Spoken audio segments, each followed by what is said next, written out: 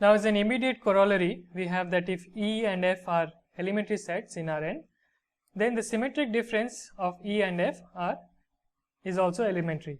So what is the symmetric difference? This is simply E minus F union F minus E, and we know that this is an elementary set and this is an elementary set, and so the union is also an elementary set. Now let us look at the properties of our elementary measure that we define.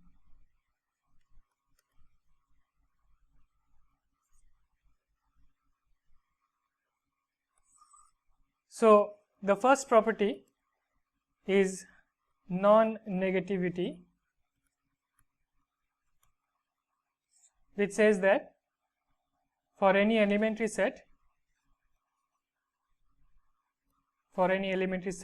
let's call it E, ME is a positive number, well, non-negative number, and it's always finite. So it's always a finite non-negative number, and if you have the empty set,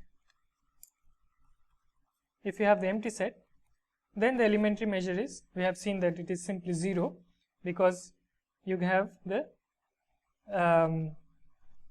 this is the Cartesian product, though, so you can write the elementary set in Rn as the Cartesian product of so let me write it. So you can write here phi to be the Cartesian product of intervals I1, In, where each I is an empty interval, meaning that this can be written as x in R such that AI less than x less than AI. So our conventions, our conventions allow us to have empty intervals like this, and the measure of Mi is simply AI minus AI, which is 0, and so the product of such will also be 0. So we have that this measure of the empty set is always 0, and for any other elementary set it can be either 0 or only a positive number, because we have defined our measure of the intervals II to be a positive number and always finite. We are only considering bounded intervals, so therefore our length of those intervals will always be finite. So we have a non-negative finite number for our elementary measures M of E. The second property is finite additivity, which we saw in the earlier lectures that this is something geometrically reasonable to expect, and it is what we aspire to have.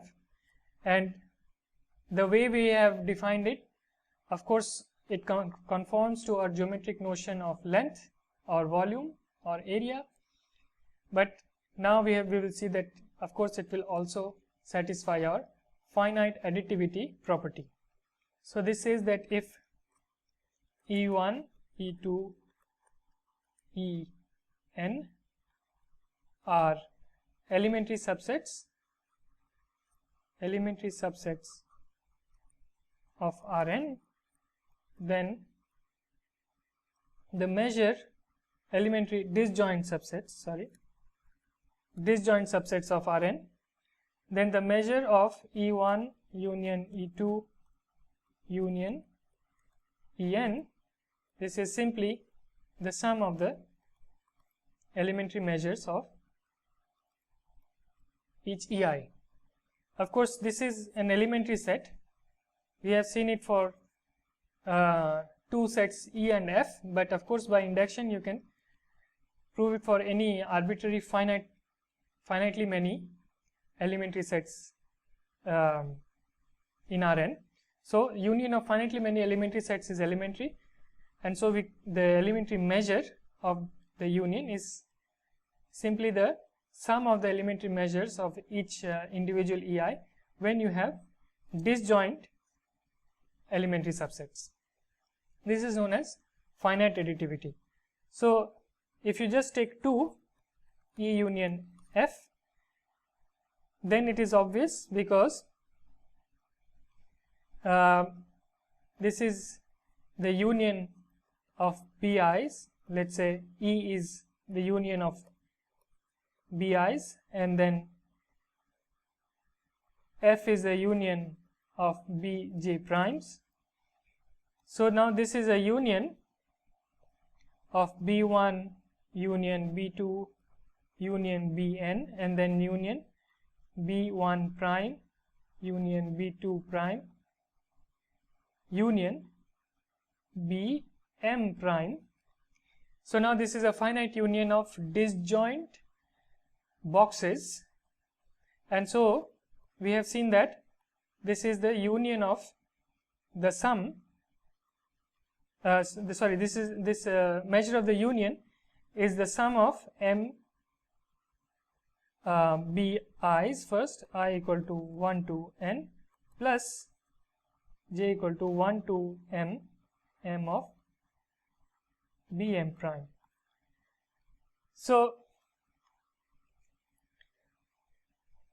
now this is the measure of E and this is the measure of F, given that E and F are here disjoint subsets, disjoint elementary subsets of Rn.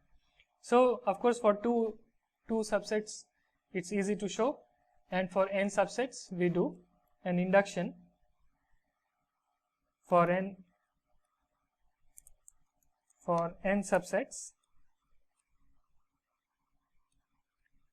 use an induction argument to show the same formula holds. So this is the finite additivity property. This is the useful finite additivity property. Additivity property of the elementary measure.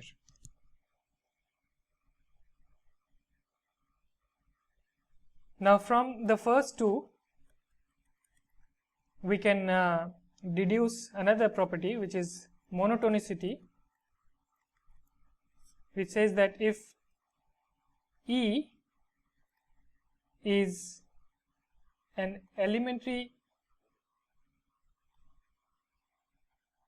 set and E is a subset of an elementary set, F is also an elementary set, then the elementary measure of E is less than or equal to the elementary measure of F. So let's see how we can deduce it from the first two properties. So first of all, the measure of F can be written as the measure of E union the measure of F minus E. Note that here E is elementary, so the elementary measure is well defined, and we have seen from previous lemma that this is an elementary set. So the elementary measure is again well defined, and now E and F minus E and F minus E are disjoint elementary subsets.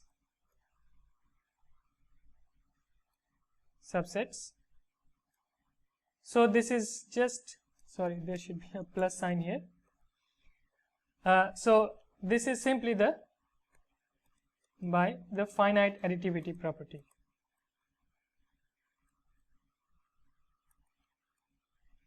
Now from non-negativity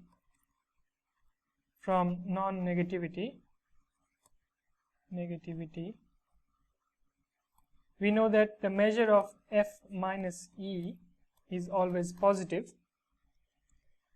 Therefore, we have that the measure of F minus the measure of E, measure of F minus the measure of E is positive, from which we get measure of E is less than or equal to measure of F. Therefore, our elementary measure satisfies this property called monotonicity. Now the next property is called finite subadditivity. We have seen what is finite additivity, but this is finite subadditivity, by which we mean the following. So if E, F are elementary sets in Rn, not necessarily disjoint this time, not necessarily disjoint, then measure of E union F, again E union F is an elementary set, so you can take the elementary measure of E union F, and this is less than or equal to measure of E plus measure of F. So this is for two sets, and this is called the finite subadditivity property. So the difference here is that there is a less than or equal to sign rather than an equal to sign, which appears in the finite additivity property, and because it's a less than or equal to, it's called finite subadditivity. Now if you have an induction on the number of elementary sets, so if you have E1, En elementary sets in Rn, again not necessarily disjoint,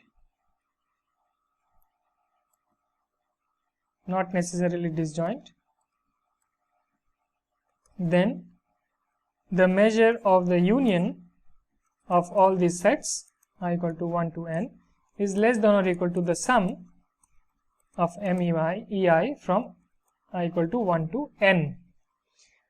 So this is a generalization to any finite number of elementary sets, and this finite subadditivity property still holds. Subadditivity property.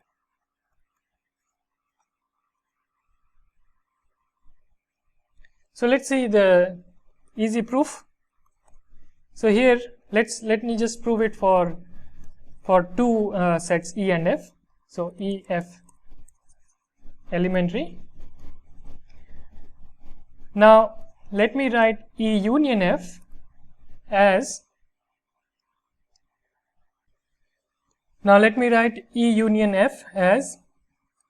E union F minus E. Now these two are disjoint, so this is a disjoint union of elementary sets. So measure of E union F is equal to the measure of E plus the measure of F minus E, and this is less than or equal to M of E plus M of F, because F minus E is a subset of F. So by monotonicity,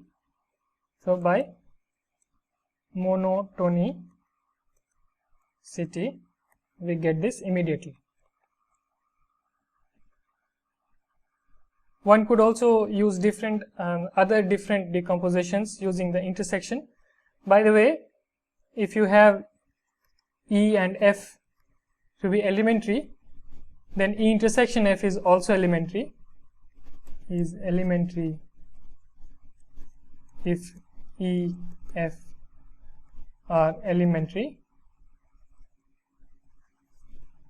So this is another observation.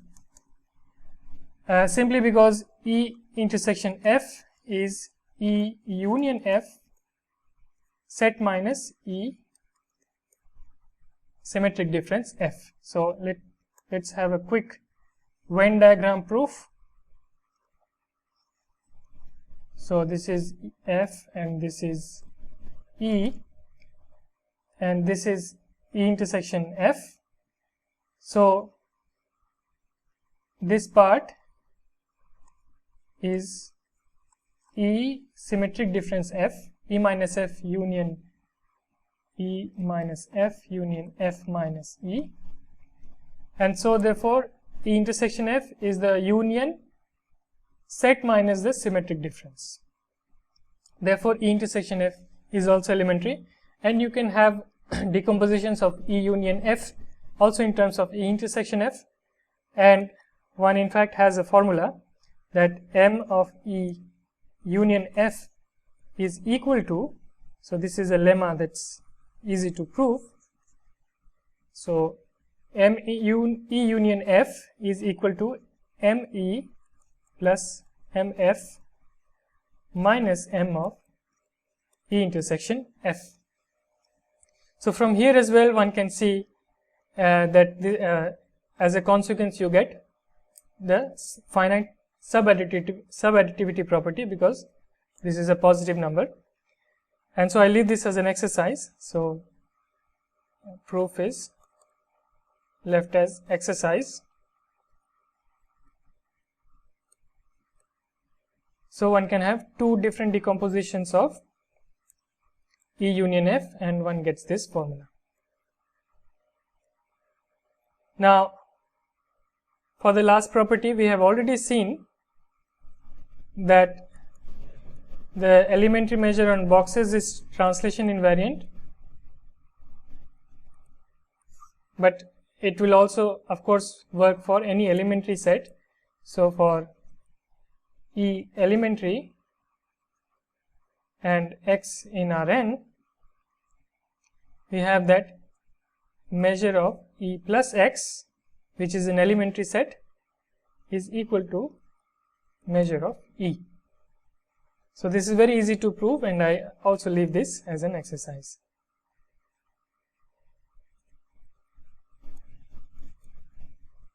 So we stop our lecture here, and in the next lectures we will introduce the concept of Jordan measure and Jordan measurability.